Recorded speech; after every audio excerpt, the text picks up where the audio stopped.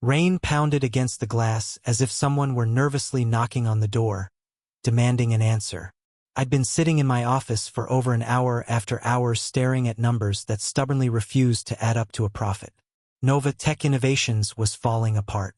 People were quitting. Investors were losing faith.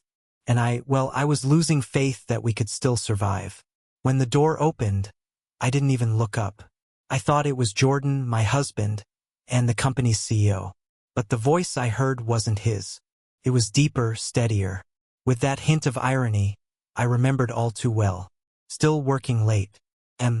I froze. 3 seconds. Then the blood rushed to my temples. Slowly, I lifted my gaze. Standing there was Ethan Hayes, my ex-fiancé, the man I once left at the altar, choosing stability over passion. The man I never thought I'd see again. "What are you doing here?" The words came out quiet, but inside everything was boiling. He smiled, dropped his rain-soaked jacket onto my desk, and leaned against the edge. Jordan had me as a crisis consultant. I almost laughed. Short, sharp, nervous. "You're kidding, right?" "I wish I were," he said calmly. "But no, your husband's a smart man. He knows I'm the only one who can pull great tech out of the wreckage." My heart did a somersault. I wasn't sure which hit harder, anger or fear. "You do realize this is insanity," I whispered. "Insanity," he said evenly, "is letting everything crash and burn. I didn't come for you, Em. I came for the job." The next morning, he was already sitting beside Jordan in the conference room. I watched them, two men who had once shared the same heart of mine. One, my present, always composed, precise, controlled in every move. The other, my past, who lived on adrenaline, spoke with dangerous honesty, and never knew fear. "We need radical solutions," Ethan said, spreading charts across the screen. "Not cosmetic fixes. The problem's in the very core of the structure." Jordan clasped his hands calmly. "And what do you propose?" "A full reorganization, a merger with Quantum Works, and aggressive downsizing." Silence fell over the room. I knew what that meant. Losing a third of the team.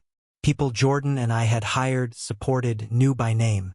"You haven't changed," I said finally, unable to hold back. Still playing the cold strategist. "I've just learned not to confuse heart with business, unlike some people." I felt Jordan tense beside me. His fingers tightened, but he stayed silent. The first few weeks were a minefield. Ethan worked brilliantly, cold, fast, ruthless. Investors started calling again. The market began to stir, but something else began to stir, too. Something I'd been burying for years. Late nights at the office became routine. When Jordan was away on business, Ethan and I stayed behind going over presentations, plans, risks.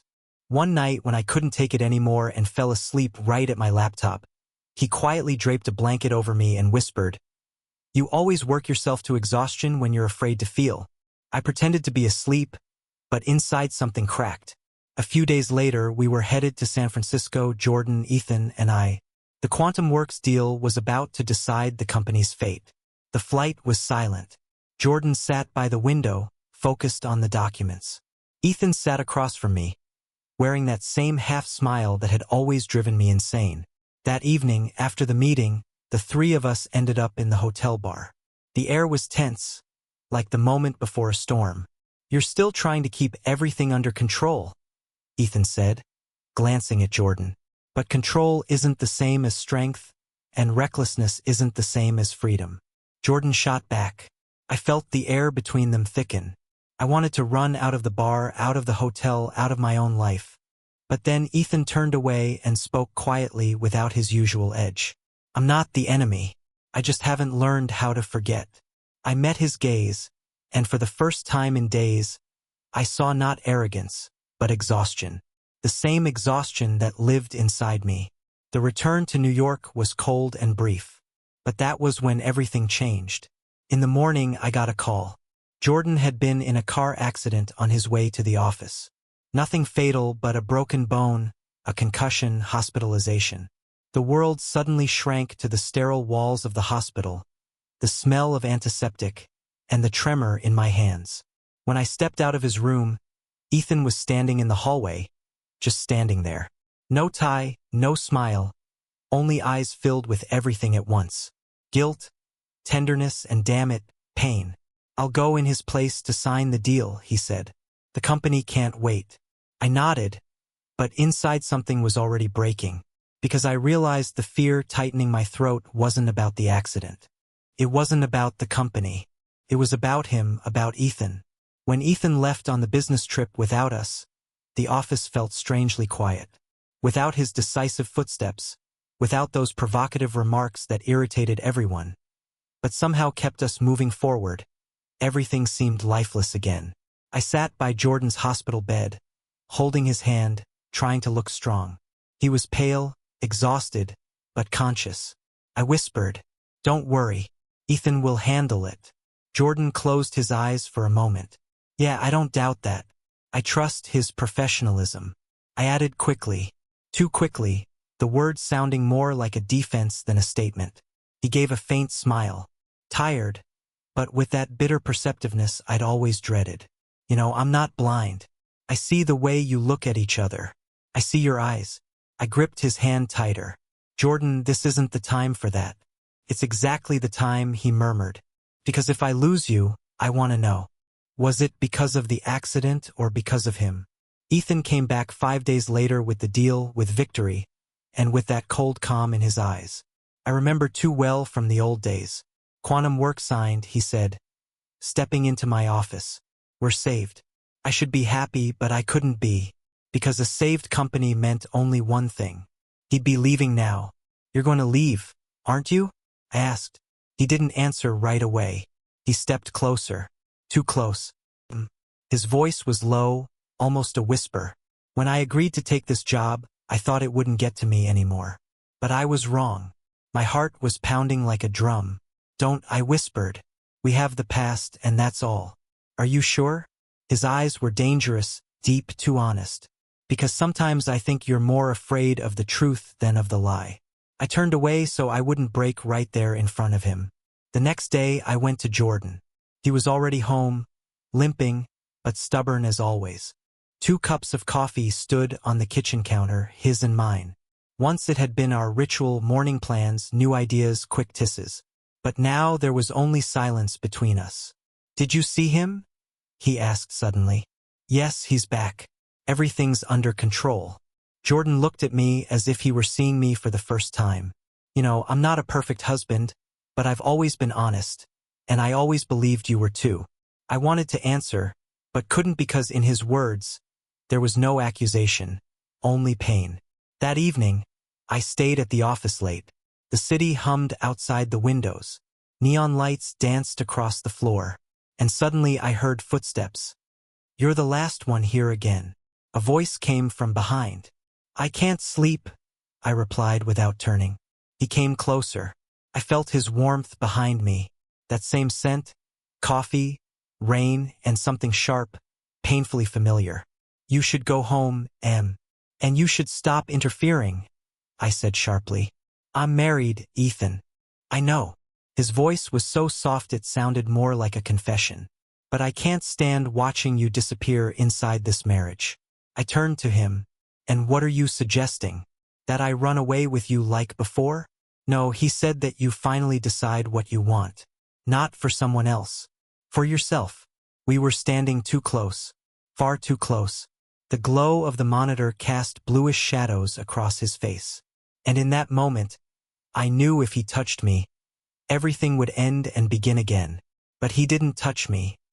He simply took a step back and said, "I'm handing in my resignation tomorrow." The next morning he was gone. His desk empty. Only one note left behind. "You're stronger than you think and happier than you allow yourself to be." I read it over and over dozens of times until Jordan appeared in the doorway. He said nothing at first. Then he stepped closer and gently took the note from my fingers. "He left, didn't he?" I nodded. "And how do you feel?" he asked. I stayed silent for a long time before answering. "Grateful," I said finally, "and a sense of loss. But maybe that's what fairness really feels like." When the company officially came out of the crisis, everyone celebrated. Champagne glasses, smiles, applause, and I stood by the window looking out at the city, thinking that the biggest crisis isn't financial. It's the one inside you where the past collides with the present. And you realize that sometimes salvation doesn't come when someone stays, but when someone finally leaves. 3 months passed. Ethan disappeared from our lives as suddenly as he had appeared. No calls, no emails, just emptiness where something had once been. Raw, painful, alive. And the company thrived.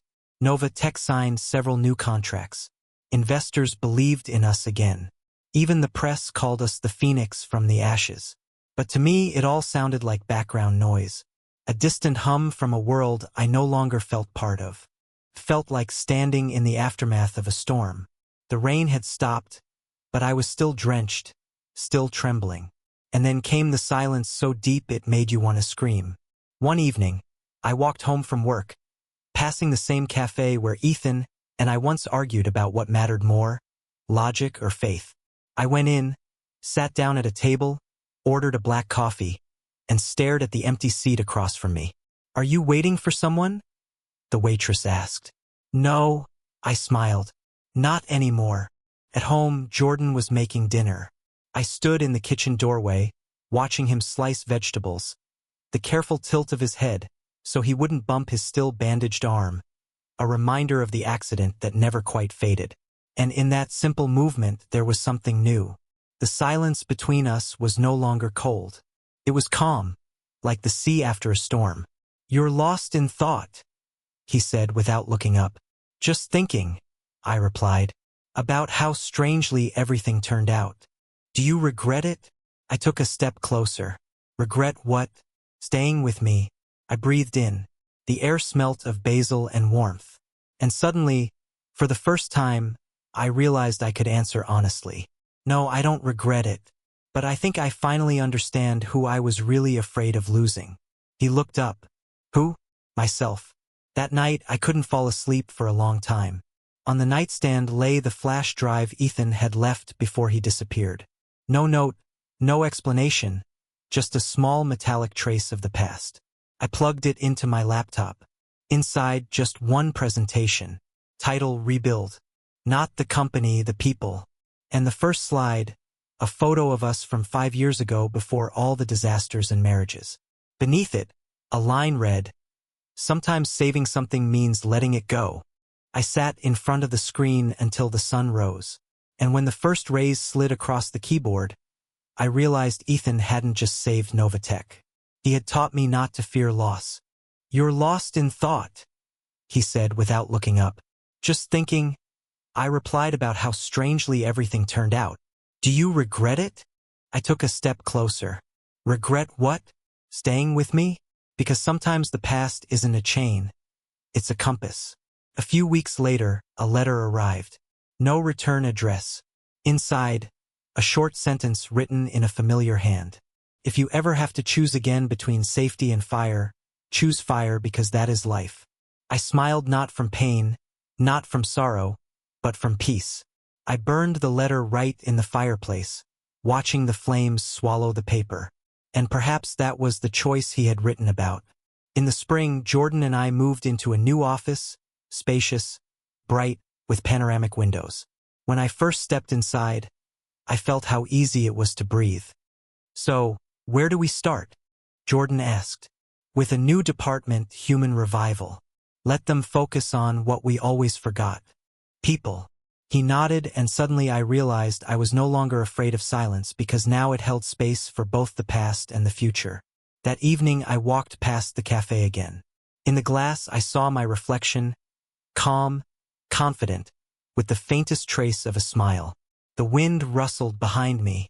The city lights flickered as if reminding me the storm had passed. I lifted the collar of my coat and whispered into the night, "Thank you, Ethan, and goodbye." Then I walked on toward the place where a new life was waiting.